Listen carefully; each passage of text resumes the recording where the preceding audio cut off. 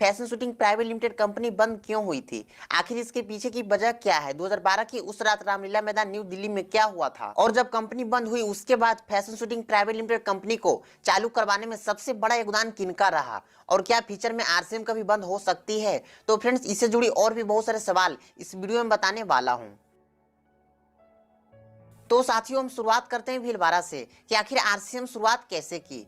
तो friends, RCM इसका नाम में ही है राइट कॉन्सेप्ट मार्केटिंग, खरीदारी करने का सही तरीका, जो कि यह company fashion shooting private limited 11 अप्रैल 1988 ईस्वी को एमसीए के अधीन जयपुर से शुरुआत की और सन 2000 में डायरेक्ट सेलिंग में कदम रखा। और इस कंपनी का डायरेक्टर करुण चंद छाबरा एंड त्रिलोक चंद छाबरा जी हैं, जो कि इस कंपनी का हेड ऑफिस राजस्थान भीलवाड़ा में है। और यह कंपनी सन 2000 से ग्रो कर रही थी और 2002 में एफएमसीजी का प्रोडक्ट लाया और 5 वेयर हाउस भी बनाया और 2005 में एफएमसीजी का खुद प्रोडक्ट मैन्युफैक्चर भी करने लगी और एफएमसीजी का 30 न्यू हाउस होल्ड की प्रोडक्ट लॉन्च की और 16 राज्य में 36 वेयर हाउस बनाया। और उस समय स्टोर का नाम रखा गया पिकअप सेंटर। जी हाँ फ्रेंड्स, पिकअप सेंटर।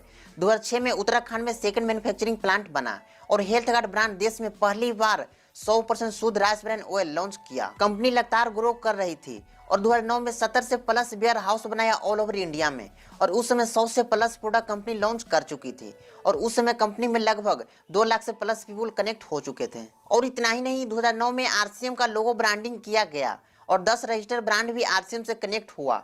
उसमें से एक ब्रांड कनेक्ट हुआ हरी संजीवनी, जो कि यह ब्रांड ऑर्गेनिक एग्रीकल्चर का प्रोडक्ट मैन्युफैक्चर करती थी। और 2010 में ऐसा क्या हुआ कि बहुत सारे fraud chit fund direct selling कंपनियां आ चुकी थी और इसी बीच आरसीएम भी फंस गया था। एक कहावत है कि 5 दोस्तों में से एक दोस्त सही और 4 गलत, तो 5 दोस्तों को गलत माना जाता है और सेम इसी प्रकार से आरसीएम के साथ हुआ। बट कंपनी डटी रही, हार नहीं माना और चलता रहा और 2011 में न्यूट्रीचार्ज ब्रांड से भी कनेक्ट हुआ और 5000 से प्लस पीयूसी भी बना ऑल ओवर इंडिया में।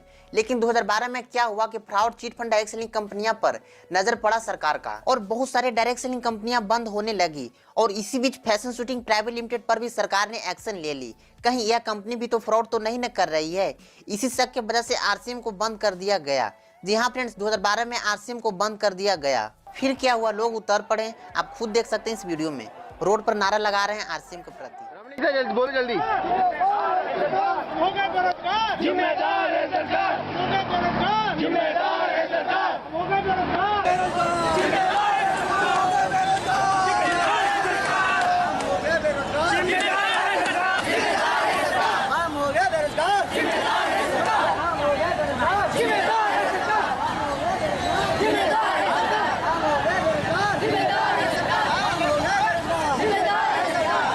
आरसीएम बंद हुआ तो लोगों को मौका मिल गया, आप खुद देख सकते हैं।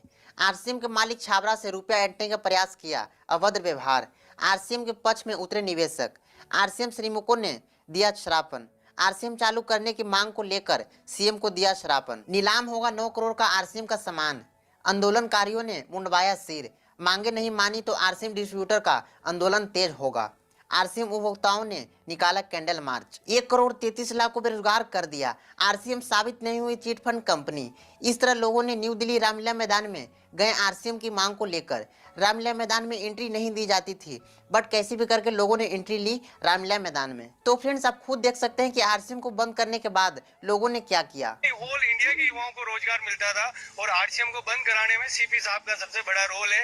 ये जिलाध्यक्ष जी का बड़ा रोल है। मैं इनसे पूछूंगा कि आरसीएम को बंद क्यों करवाए। अरे आरसीएम पर एक सवाल आया है कि रोजगार की बात करते हैं। यहाँ एक आरसीएम कारखाना था, वो बंद हो। 1 करोड़ लोगों को रोजगार मिलता था और भीलवाड़ा जिले में भी हजारों लोगों को रोजगार प्राप्त होता था।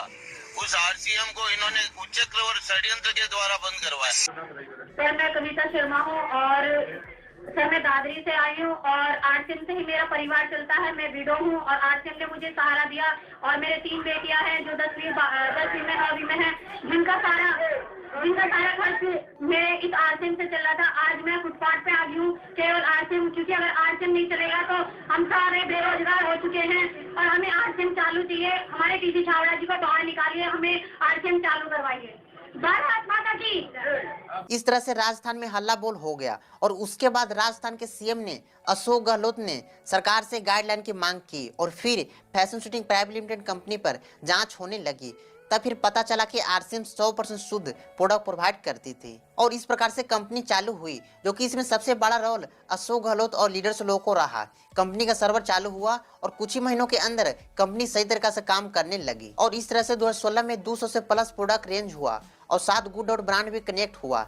2017 में गुवाहाटी में एक मैन्युफैक्चरिंग प्लांट बना और 2018 में क्यूसोल आया और 2020 में display wall and wonder world, 2021 में तुलसी पेंट, 2022 में 20 लाख से प्लस एसोसिएट बायर्स, 400 से प्लस प्रोडक्ट रेंज, 170 से प्लस वेयर हाउस, 10,000 से प्लस एक्सक्लूसिव आउटलेट्स और 1 लाख से प्लस पिकअप सेंटर। क्या फ्यूचर में आरसीएम बंद होगा या फिर नहीं? तो फ्रेंड्स, मैं आपको बता देना चाहता हूं कि आरसीएम फ्यूचर में कभी बंद होगा ही नहीं, क्योंकि यह कंपनी पूरी गाइडलाइन को फॉलो करती है। इसका आप लीगल डॉक्यूमेंट देख सकते हैं, PAN card, certificate of registration, trademark, FSI licence, income tax return, balance sheet report, nodal officer, certificate of incorporation, declaration form, GST, list of director. तो फ्रेंड्स, फ्यूचर में आरसीएम कभी बंद होगा नहीं। फर्स्ट ऑफ ऑल, क्योंकि product basis company है। तो friends, आशा करता हूं कि आपको पता चल गया होगा कि आखिर आरसीएम बंद क्यों हुआ था।